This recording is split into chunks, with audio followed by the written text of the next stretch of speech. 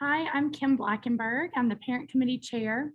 And on behalf of the Alabama Association of Gifted Children, I would like to introduce our speaker, Celi Trépanier. Celi is a former public school teacher turned writer and gifted advocate. She writes for her website, Crushing Tall Poppies, as well as for several educational websites, publications, and organizations. She is the author of the book, Educating Your Gifted Child, and the managing editor of the new book, Perspectives on Giftedness, Sound Advice from Parents and Professionals. She serves on the advisory board for the G-Word Film and Documentary, and also volunteers for the Gifted Homeschoolers Forum. Tonight, Celi will be answering your most burning questions about parenting your gifted children. So without further ado, I will turn the screen over to Celi. Thank you, Kim. I am thrilled to be here. I am so happy to be presenting tonight, and I'm even happier to be back in Alabama. And thank you to all the participants for being here tonight. I'll start my presentation by letting you know that my writing and my presentations come from a been there, done that perspective, as both having been a public school teacher, and I'm also the parent of gifted children. So I want you to know that I see you and I understand your concerns. And in so many ways, I've been in your shoes. I'm the parent of 3 gifted sons. They're all adults now. The youngest is still in college, 20 credits left to go, but we're still biting our nails and praying for that one. And if I seem a little scattered tonight, it's because I'm still raising gifted children. I tell you, this past week, my youngest, college, work, midterms, finding a new apartment, and the breakup with his girlfriend a few years all collided. And oh boy, it was a week. So on that note, I can say that most of us here know that raising gifted kids can be a struggle. And it's a struggle that few understand or acknowledge, and that can make us feel invisible. It feels like the universe gave us these amazing kids and then threw us in a boat in the middle of the ocean with no paddle and no life jacket. It's hard sometimes, and it can be scary and frustrating, and it can be heartbreaking. But we deal with this struggle knowing we can't just confide in anyone, because not everyone believes we have not everyone believes that our exceptional kids don't always excel in school. They believe that they're fine. Our gifted kids are fine on their own. Somehow they think giftedness is a superpower. And we all know superheroes have no struggles, no issues, and no special needs. They're perfect. So we should stop worrying, right? How do we explain to people who don't understand giftedness that our little superheroes do have special needs, and they do have issues, and they definitely have struggles in and out of school? Well, we need to tell them that our kids are not superheroes. They're not fine on their own, and that they're just human beings like every other human being. And our gifted children need love and nurturing and support like every other child. And they need an appropriate and challenging education that meets them where they are, like every other child. Personally, I call this problem, this misunderstanding of giftedness, our mountain that we need to move. We have a lot to change, and change happens slowly, and it doesn't come easily. From our struggles to raise our gifted children springs a multitude of questions and concerns, right? And I'm here to help you answer them as best I can. So from my Crushing Tall Poppies website, I have a public Facebook page. And I asked my 4,500 followers to give me their burning, most crucial questions and concerns about raising gifted children. And holy moly, they delivered. Not surprisingly, the vast majority of these questions that I received were concerns about their gifted child's education. Well, school is our children's lives. From the time they're 3, 4, 5, on until they're 17 or 18 when they graduate college. And then if they go to college, you can add 4 more years to that total.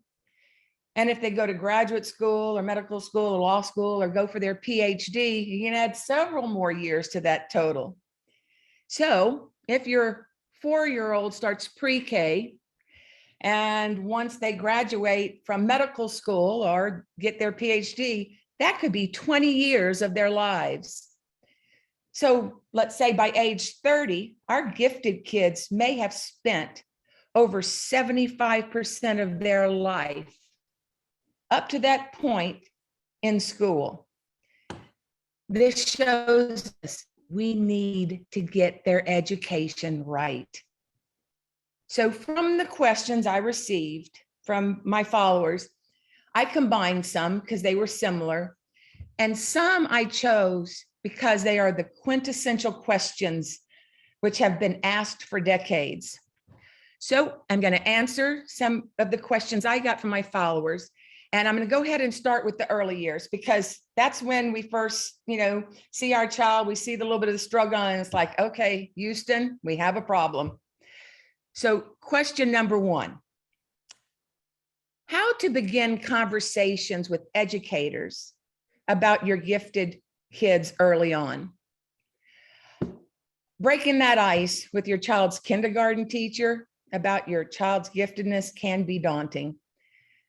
When this question was posted on my Crushing Tall Poppies Facebook page, it created a thread of replies, and the frustration, you could just feel it. And there was a lot of snark. So one mom posted in that thread, and she had mentioned that she had asked for accommodations for her gifted kindergartner, and she was told there were none because gifted kids even out by later grades. She was also told there isn't a need that early since they're still just learning to socialize. This mom called these 2 reasons that the school gave her. She said, here's the 2 lame excuses I was given.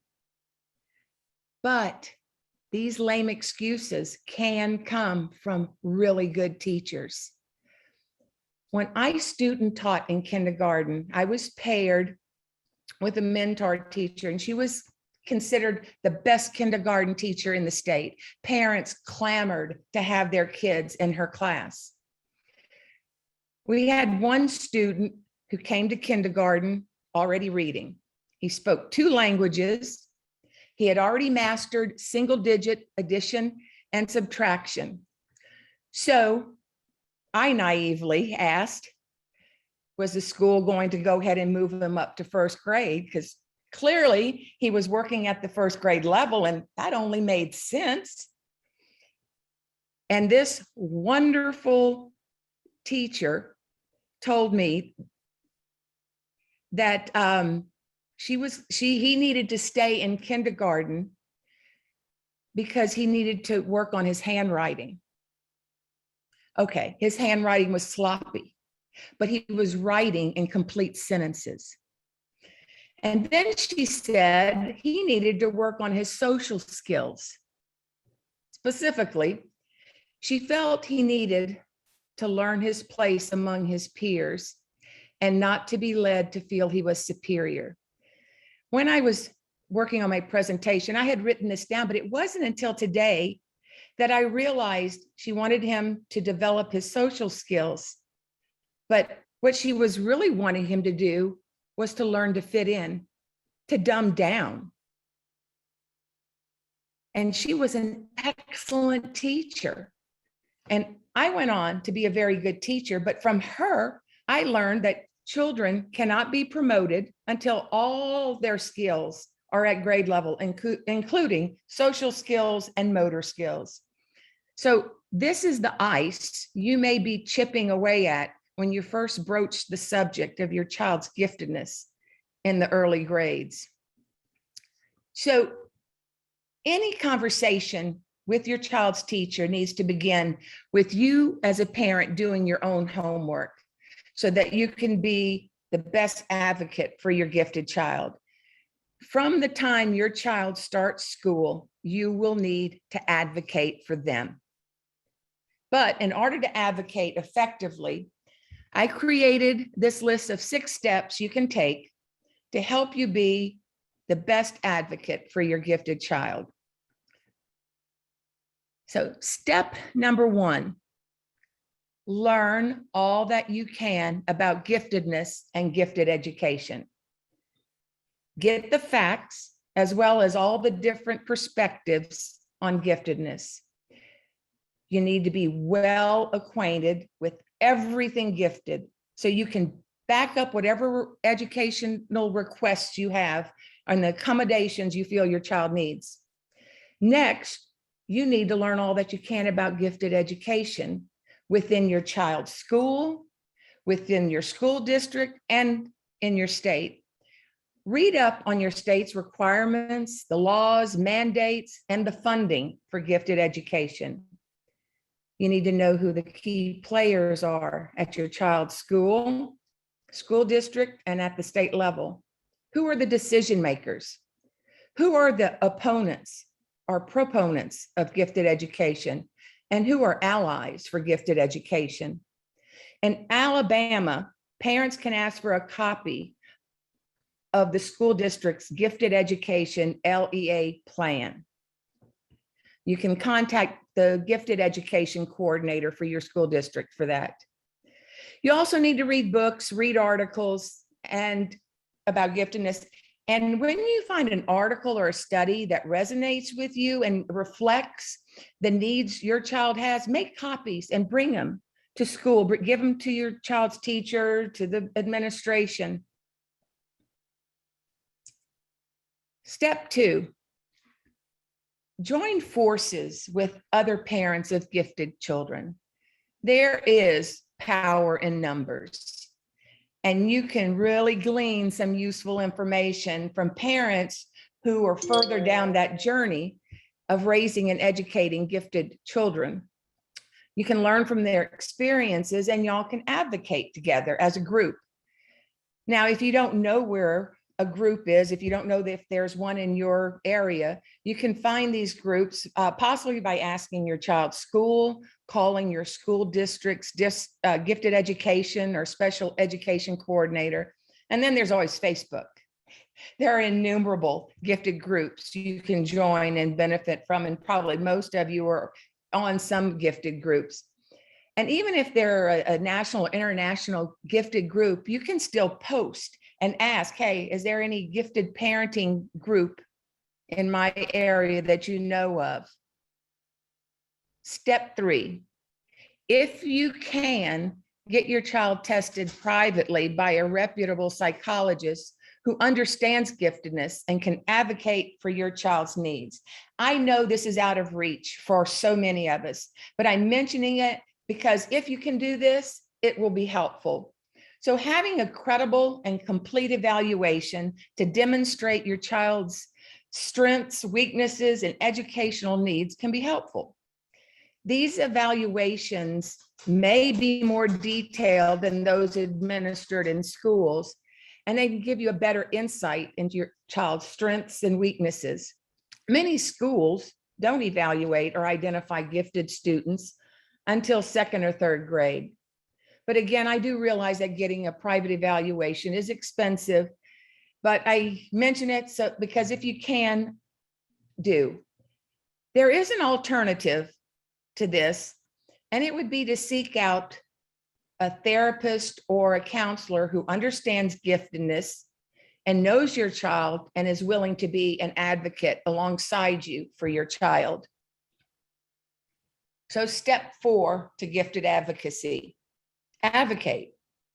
Be persistent, but be kind with your advocacy.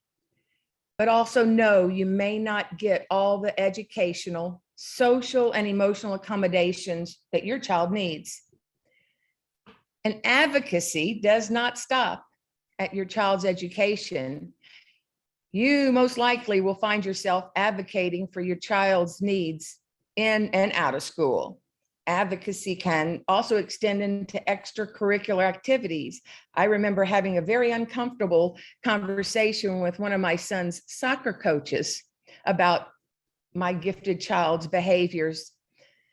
Advocating for your child's educational, emotional, and social needs will be ongoing.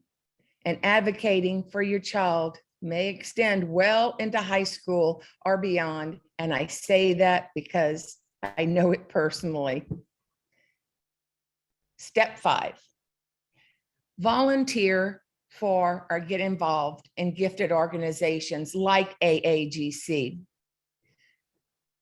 When I started on my journey, trying to find the right educational fit for my child, AAGC heard my scared, timid voice, and they handed me a mic, a huge mic. And they said, "Celi, tell your story." They generously amplified my voice and encouraged me. And I've been telling my story ever since. I've been advocating for gifted people because of AAGC. So getting involved and volunteering, whether locally or statewide, is a powerful way to bring about change. And the last step, step 6, plan B. Know that you may not get any gifted accommodations for your child. If your child's teacher or school won't budge, one idea I have is to offer to work with your child's teacher to get your child's needs met. How you do this is you can volunteer in class. You can offer to provide the resources, books, or materials your child's teacher would need to challenge your child. You're trying to meet your child's teacher halfway or more, because teachers are overworked and they're underpaid. I know, I was one. Now with the pandemic, teachers are stretched way beyond what they signed up for. So see how you can help your child's teacher to lighten their load so they may have more time for your child. But in the end, you may have to pull your child from their current school and find another school that meets their needs, or another educational alternative where your child's educational needs can be met. Those are the 6 steps, but there's one piece of advice I want to share with you that was passed on to me, and it's the most important piece of advice I've ever been given. I was told this by Dr. Adhd. He's a nationally recognized child psychologist who specializes in working with gifted kids.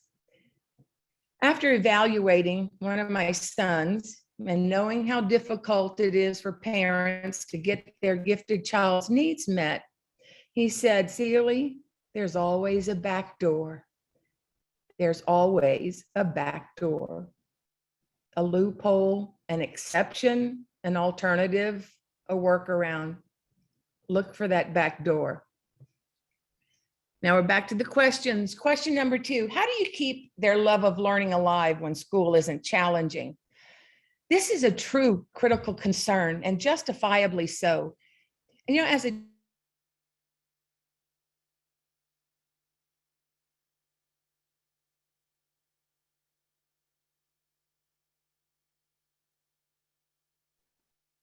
If everyone will be patient, I think Celi ended up getting kicked out. She's in a rural area, so we will wait for her to come back in. I'm here. Do you see me? I don't see you, but I hear you. Okay, well, I see myself, but if you can hear me, I'll just continue. Thank you. Just keep going. So I'm touching.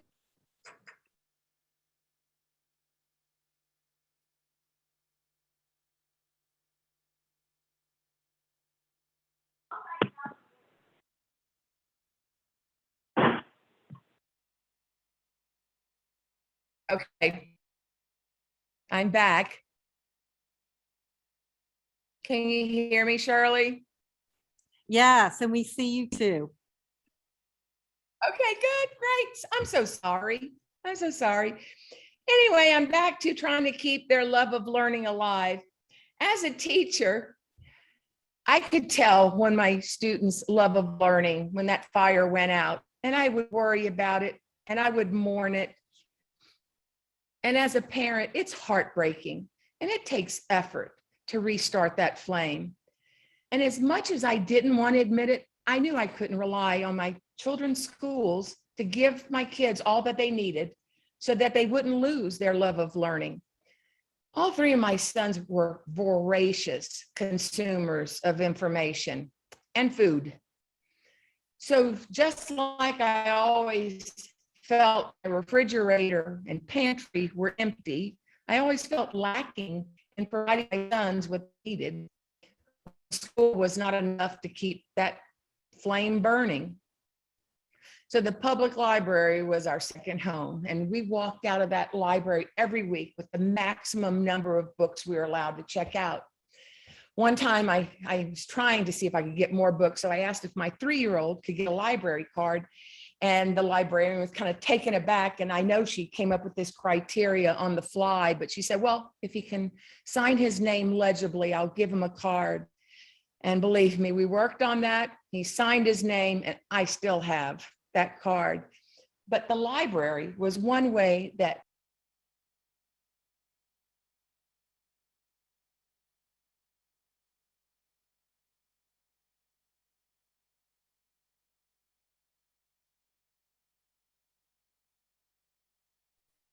I'm so sorry this happened. Celi, I think we all understand we've been living in a world of technology. And, you know, this is just the new norm with technology. We're good and we're patient and we will wait back for you. Okay. Okay, well, I'm here. Am I visible and audible? Yes, ma'am, on both. Okay, okay. So the library is definitely one way we can satiate our children's love of information and keep that love of learning alive. But it can also require you to figure out what their passion and interests are and indulge them in that passion to the extent that you can. For all three of my boys, Legos, and we had to have Legos in every room in the house, even in the bathrooms. Extracurricular activities, whether it's art, music, science camps.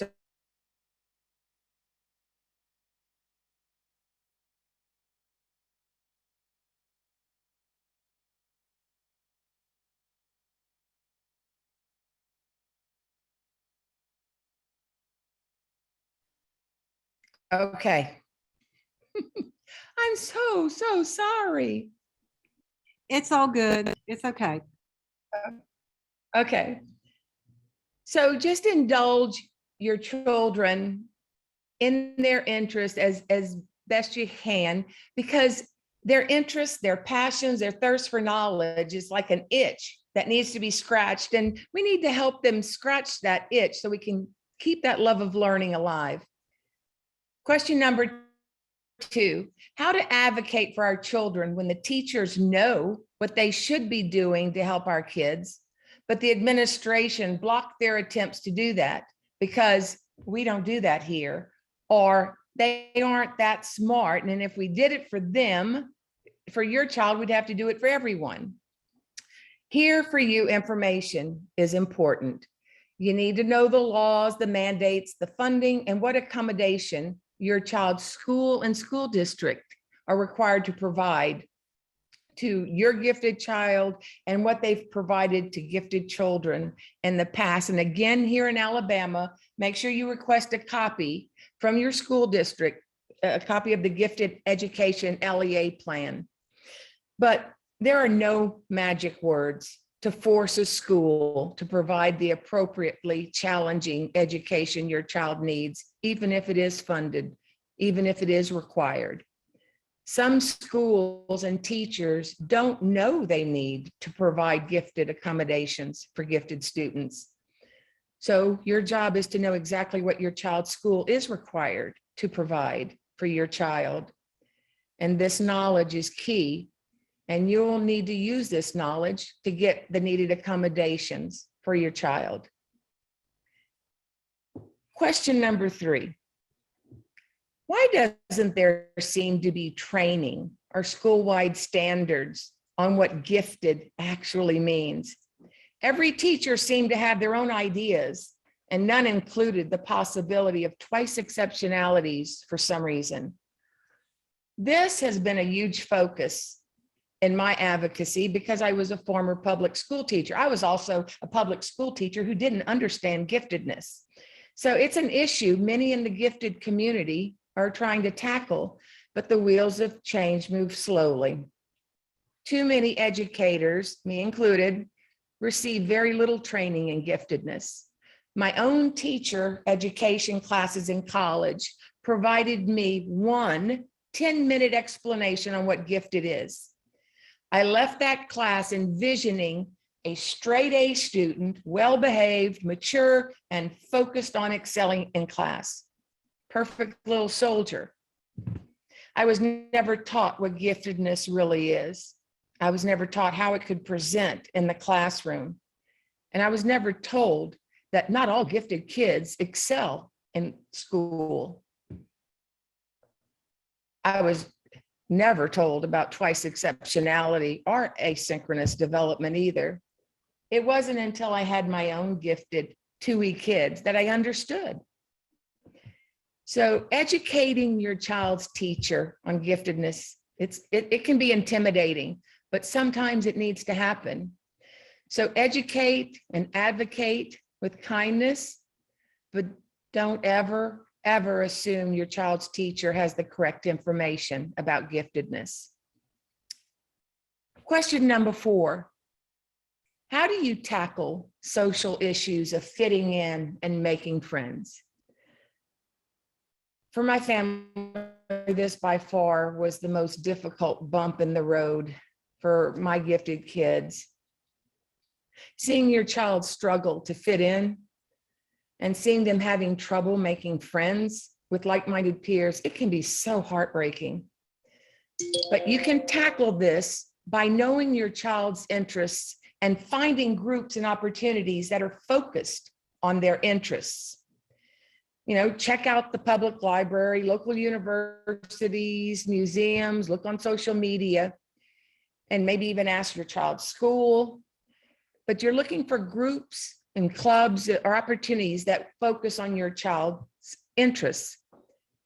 These groups and opportunities can allow your child to explore their interests while enjoying the company of others who have the same interests. Say if your child loves Legos, look for an after-school Lego club. If your child is passionate about music and wants to learn to play the piano, sign them up for piano lessons, because a good, strong relationship and connection with even their piano teacher can be a satisfying and rewarding relationship for them. What if your child's obsessed with bugs and there is no group? You can start one. Work maybe with your child's school, your neighborhood, a science museum, to see about organizing an insect exploration group for children. If your child is into board games, maybe a local toy store would be happy to host a board game group. I mean, it would be good for their marketing and sales for sure, but it does take homework and effort on your part. And it may be an ongoing quest, but it's critically important for your child's social and emotional well-being. So I'm down to my last question, and it's question number 5. What do you do if your child's teacher says they don't believe in giftedness, or they tell you every child is gifted? This is when I roll my eyes, probably more than once. I would like to think the gifted community has reached out and advocated and educated enough for every teacher to now know what giftedness is, that it's real, and certainly that not every child is going to be gifted. But I'm sure that's not the case, and we may see the rare teacher that may still believe this. But what do you do if your child's teacher says they don't believe in giftedness, or that every child is gifted? Well, first I can tell you, don't roll your eyes. But remember that we need to kindly but persistently spread the facts about giftedness. Again, it all goes back to advocacy. Getting the word out any way you can is helpful. Use the 6 steps I gave you about advocating. Your gifted child, all of our gifted children, need all of us to advocate in any way we can. They need us to get involved, to volunteer. Please do whatever you can as often as you can. So now, what are your burning questions that you have about raising and educating your gifted child? You can put them in the chat at the bottom. Shirley, is that where they need to put their questions? Yes, it is. And I actually answered one of them. We had Okay. Christy's iPad was interested in having her child tested and was asking about a psychologist in the Birmingham area. And for AAGC, we never recommend any individuals, but we did provide the website for the Alabama Association of School Psychologists. Okay. There are a couple of lists, I think, saying supporting the emotional needs of the gifted. They have a list of mental health professionals who specialize in gifted.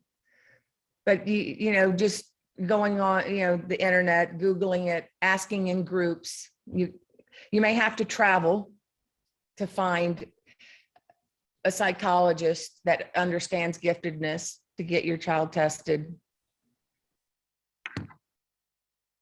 Are there any other questions, Shirley? I have not seen any, Okay. but Christy's iPad is thanking you for that. Oh, and he is in 4th grade and in the gifted program at a school, but they would like an in look at his skills. So it can even be an educational testing center, and you need to shop around to look at those, as Celi was saying, that no gifted. Right, absolutely. And that's the only question that's been there. So Vicki Bradley Seals is asking for you to give an example of the type of accommodation we can expect if our child needs help in a particular area. That's a tough one because our gifted kids are all so different. And it depends on the situation, the school district.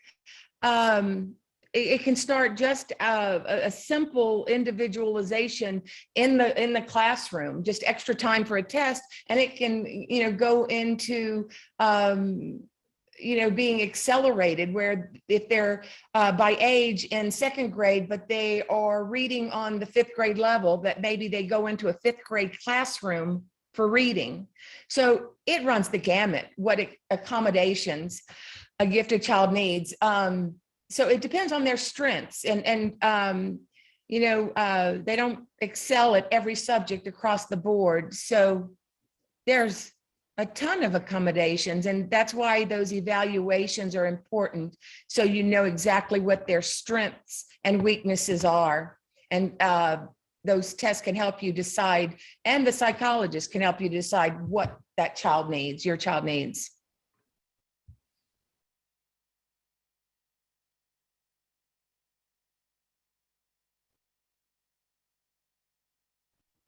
Are there any other questions? Yes, there is. So Christy's iPad he struggles with friendship and relating to kids. I struggle in explaining to him how he isn't weird, as he is told every day by kids at school. We say weird is a good thing. He wants friends, but he is so literal with his play and words. He has a hard time just being silly, which throws other kids off. That is so gifted. Yes, yes. I had one like that, and that's why I chose that question about the fitting in and making friends, because I had one of those, and it's hard. And that's why I suggested finding groups of like-minded kids. For us, it was the robotics teams from Lego. It's the first league, and they go from a very young age up through high school. And he was always on a Lego robotics team.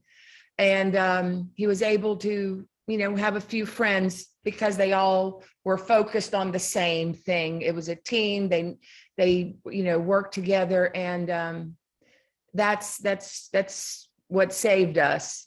Otherwise, he really had trouble because of, just what the question, the person asking the question had said. Sounds just like my kid. Yeah. So it's the groups. You need to find a group that is focused on your child's interests, and they can hopefully relate to other children who have the same interests, so they have something to talk about and share. So Celi, if I may add, we keep expecting just because the kids are all the same age that they're going to like each other. Do we as adults like people our own age? Don't we have friends of different ages?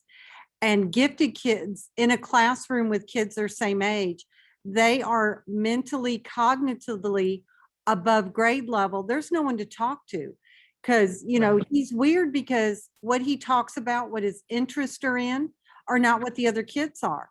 He's above grade level with them. He's needing friends who can talk with and understand him. Those are intellectual peers and not the age peers. Yes.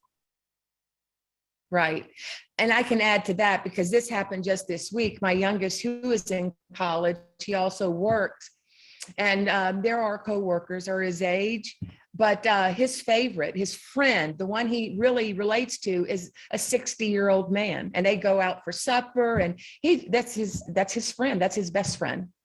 So it's not just in elementary school or middle school or even high school. It's even in college where they seem to relate to older people. And so Christy said that he had joined Future Problem Solvers and Science Olympiad this year. It's helped a little. It also lit his fire again for school, and that makes me happy to hear that. He was beginning to get bored, but being a fourth grader now, the school offers more for that age group. So that's good, Christy. Yes. Wonderful. Shamika Drake says, is there any connection between gifted children and ADD, ADHD? Have you seen where that diagnosis makes it harder for gifted children? There is, I don't know of any direct connection, although gifted children can have ADD and ADHD. As far as it does make them twice exceptional, and ADHD and giftedness, sometimes the ADHD can not cancel out the giftedness, but they may not appear to be gifted because they're compensating for the ADHD. Shirley, what was the second part of that question? Have you seen where that diagnosis makes it harder for gifted children?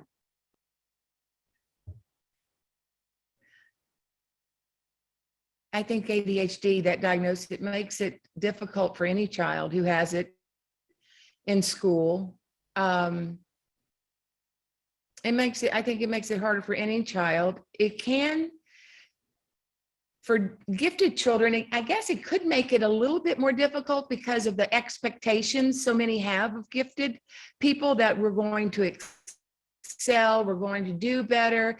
And so when we don't achieve what others think we should, I guess the ADHD, it makes it a little bit more difficult to meet those expectations, which we shouldn't be worried about anyway. But I guess it could, and if it does, then we need to seek out a therapist or somebody that could help them, if need be, to see that the ADHD is just a part of them, and just like giftedness is, or the color of their hair, or how tall they are. It's all part of their makeup. And Celi, if I can add, whenever Yes, whenever please. I've been in the classroom or as a coordinator, if there was any concern about ADHD, my first question is, do you ever see that child focus on anything? And if they can focus on things, and especially it's going to be their interest areas, then is it really ADHD, or are they bored? Do they need the challenge? So again, it would depend Yes. on the scenario that you're asking about this. Yes, there's misdiagnosis with that for sure, that gifted behaviors, common gifted behaviors can be misdiagnosed as ADHD and other mental health diagnoses.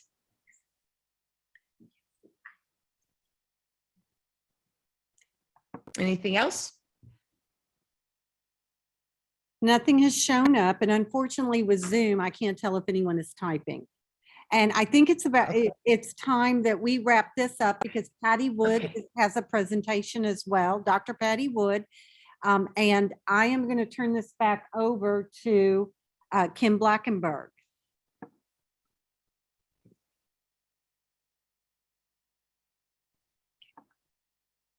Okay, thank you so much, Celi. That was wonderful and so informative. So we appreciate you. Thank you.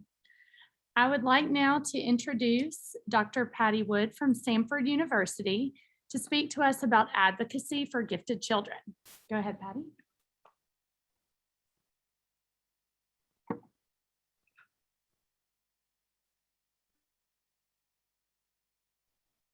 Okay, am I good?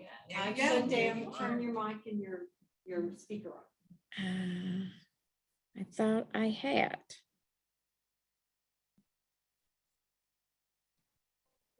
I don't think I'm muted. Am I good? Okay, great. We have dueling computers going on here, everybody, so just bear with us. So welcome, everyone. Thank you for being here. And I just really want to thank you, Celi.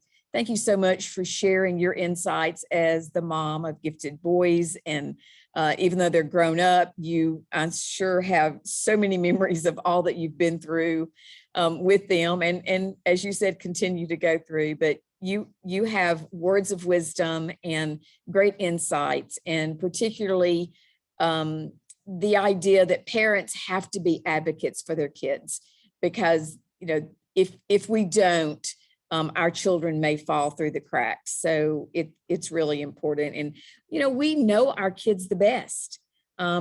Teachers have a room full of children, and we sometimes need to be that you know, pebble in the shoe or the squeaky wheel, so that our children get what they need. So Celi, thank you so very much. We appreciate you being here and sharing with us tonight.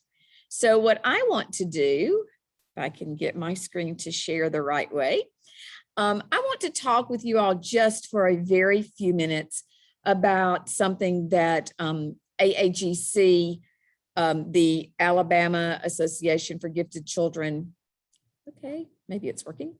I'm gonna throw this up over there, good, has worked for the last decade or so on trying to improve the level of services for gifted children in our state, and the need for funding so that we can meet the needs of our children who've been identified. So I'm going to go through just a few quick slides and hope that you all will, at the end of this, if you've got questions about this aspect of what you can do, we will be happy to talk with you about that. This is a billboard that AAGC paid for and sponsored during Gifted Education Month. This wasn't this past January, but the one before. This was located on Heron Street in Montgomery, which is right in the face of legislators as they get off of I-65 to go to the Capitol and do their work. In the spring of every year, the legislators put together the budgets, and we always try to get to them as early as we can to make sure they understand how important it is that they consider the needs, the unique learning needs of gifted children in the state of Alabama, and that funding is really an important aspect of making sure those needs are met. As some of you probably know, but many of you might not know, gifted education in Alabama is a mandate. In other words, it's a law.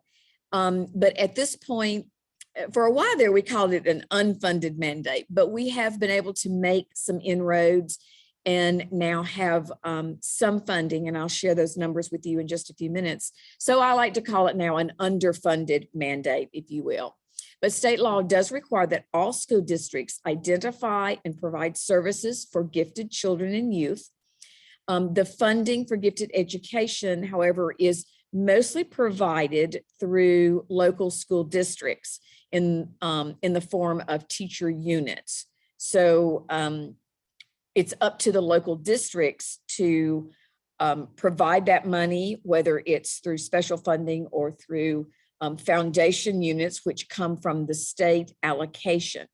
But this is what makes gifted education kind of unequal, I would like to say, in Alabama. There are districts that have more funds that they're willing to apply towards serving the needs of gifted children and hiring those teachers. And then there are some districts that, you know, for whatever reason, either don't have the funds or choose not to spend those funds on gifted education. This is the definition of who gifted children and youth are in Alabama. This is our official definition, and it is used as our pathway to the tools that we use, the criteria that we use for identifying gifted children.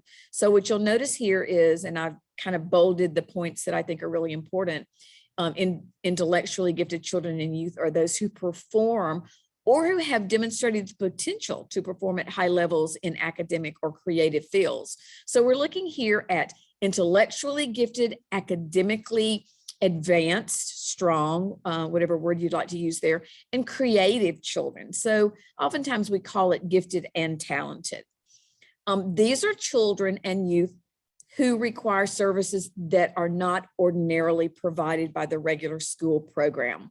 So in other words, what we're saying here is that general education, your child's classroom teacher, is in most cases not trained to meet the needs of gifted children. They need to be trained, but that doesn't always happen. The gifted education specialist within the school building is a primary and key resource for your child to get the kind of education that they need and deserve, and to help assist and collaborate with and consult with the other educators in the building and the administrators as well. Children and youth possessing these abilities can be found in all populations, across all economic strata, and in all areas of human endeavor. And this is part of the identification or the definition that we all have taken to heart, and we work very hard to make sure that we don't let any gifted child, potentially gifted child, slip through the cracks, because we know that gifted children can be found in all areas, every district in our state, every child out there. You probably remember from your child being identified in second grade that all second graders in the state of Alabama are put through a screening process. We call this child find. It is something that every district is required to do. It came out of a court order, an OCR resolution in 1999. We worked really hard to make sure that we were going to rise to that task to make sure that every child had the opportunity to be considered for gifted services, regardless of their population, socioeconomic group, or even children who have disabilities. So we call those twice exceptional, or those from limited English proficiency. I just wanted to throw this up real quick just to show everybody kind of what it looks like in what's called the normal distribution. This is known as the bell curve. You may have heard that term before. So what we we notice here that the vast majority of human beings, whether that's adults or children, fall in the middle section of this bell curve, where the height place is. So gifted and talented children are by far, if you look at the far right-hand side, a very small percentage of children in schools. But it equals to and is very similar to the other end of the bell curve with children with disabilities. So both groups of these children require special services. And we know that a lot of resources and time and energy are dedicated to children with disabilities, which I totally applaud. In fact, I was a special educator for a number of years. But because the same number of children are at the other end of the bell curve, we feel these children are as much in need of special services. These are exceptional learners also. So we use this a lot when we go speak to legislators to make sure that they understand that our gifted and talented children really do deserve an appropriate education. So just to talk for a minute or two about funding, because this is really where my advocacy piece is going. I wanted to show you a bar graph of the funding from some of the southeastern states near us. Now, these figures are for 2017 for our state in comparison to the others. However, we have made some great progress with the legislators and have been able to get some increases over the last several years for the line item in the Education Trust Fund budget. But what I really want you to see here, and the numbers aren't near as important as the size of the bars. Our nearest neighbors, Georgia, Mississippi, Florida, South Carolina, Arkansas, Texas, they all do a much better job of funding gifted education within their state budgets. Georgia, having the lottery, has always been able to pump quite a lot of money into education, and they have made it part of their directive to make sure gifted children are getting what they need. But you look at all this and you see where Alabama is, and you have to scratch your head and wonder, what is the reason? So that is what our organization is really all about, is advocating for your children, for the children that we teach every day, for these children whose potential and gifts need to be addressed through increased funding. I wanted to show you from this year's Education Trust Fund budget, just some comparisons for how gifted education is being funded in the upcoming fiscal year compared to some other programs that the state has allocated money. We are receiving $4.875 million, which is really a great chunk. It's nice. We started off with nothing several years ago, and we've been able to creep up little by little, and we are thankful and we appreciate it. But when you look at how some other programs are being funded, and I'm not saying these programs are not deserving, but it makes you kind of scratch your head and wonder what the priorities are.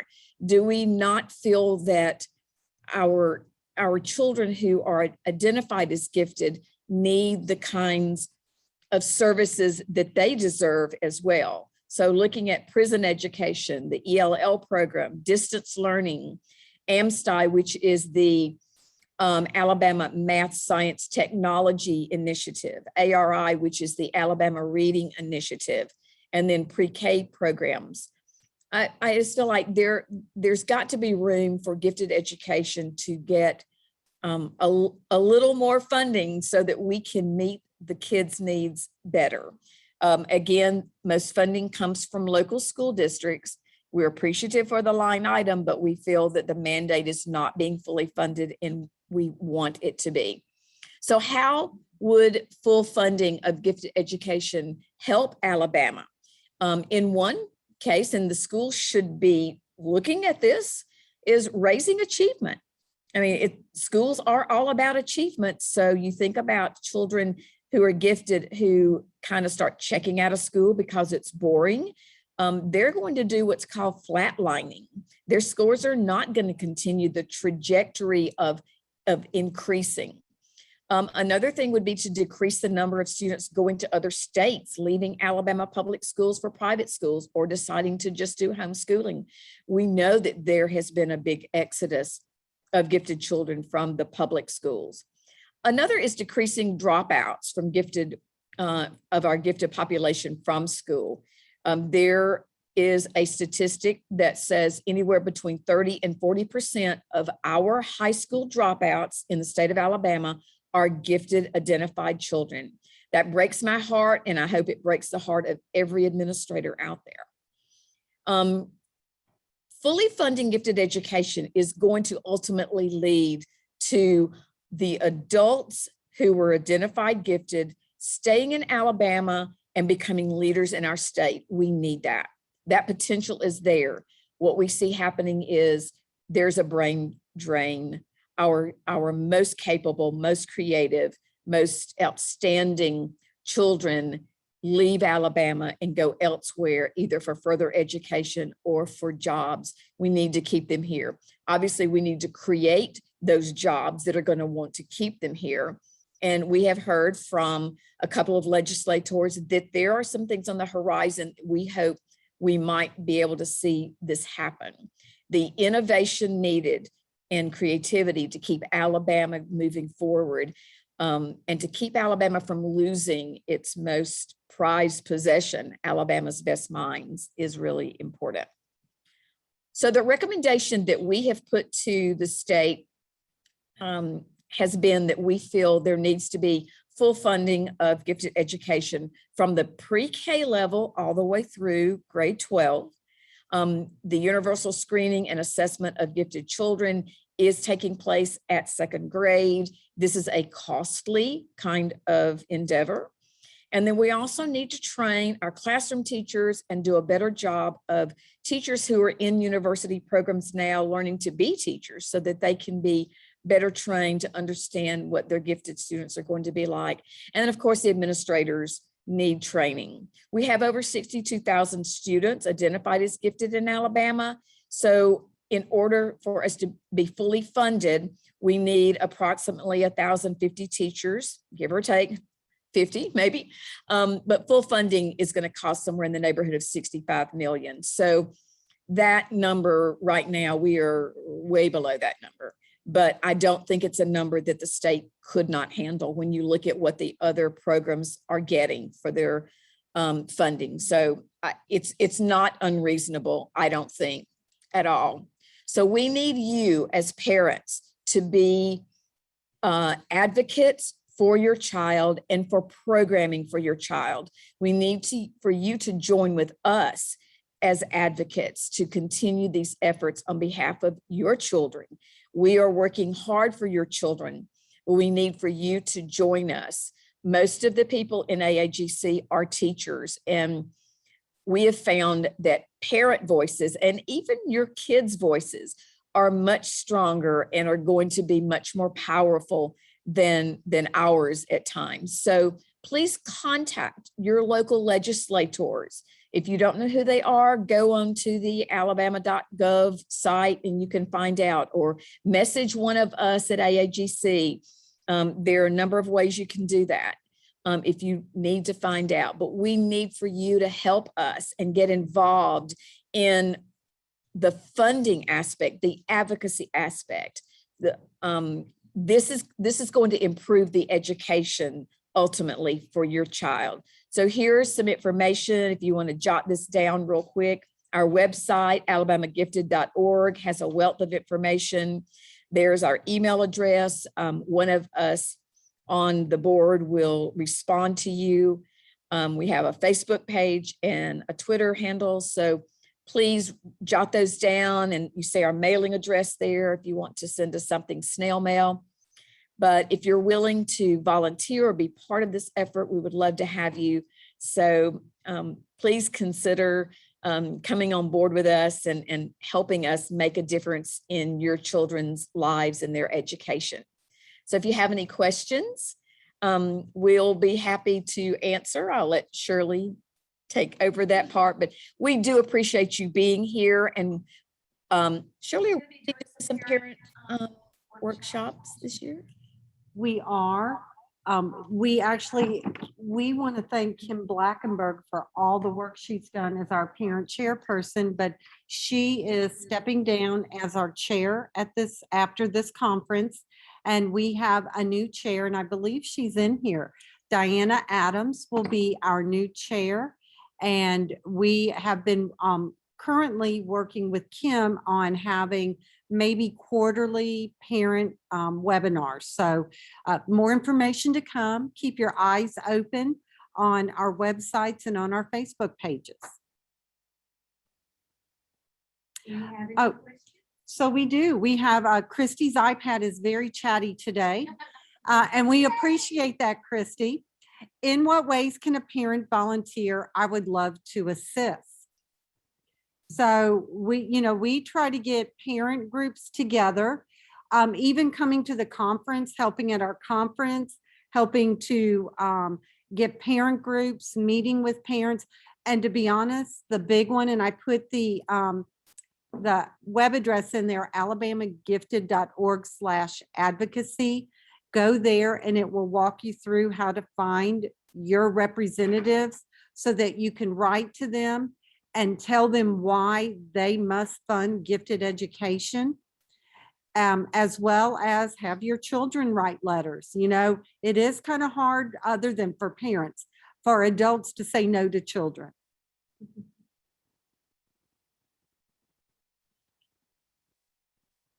But Christy, if you want to email alabamagifted@gmail.com, if there are skill sets that you have, it might be to help write. We're always looking for volunteers, and sometimes we don't know what we need until we figure out we need it. And Diana Adams, our new chair, said she's looking forward to working with you all next year. Thank you, Diana. And it is after 7. So we need to close this down. Again, Celi, thank you so much. Patty Wood, thank you so much. We can never say enough about Gifted. And like Celi said, we're having to teach the people that have never been trained on it. And sometimes it takes repetition for them to truly understand it. Thank you for spending a Thursday night with us, and have a great rest of the evening. Good night.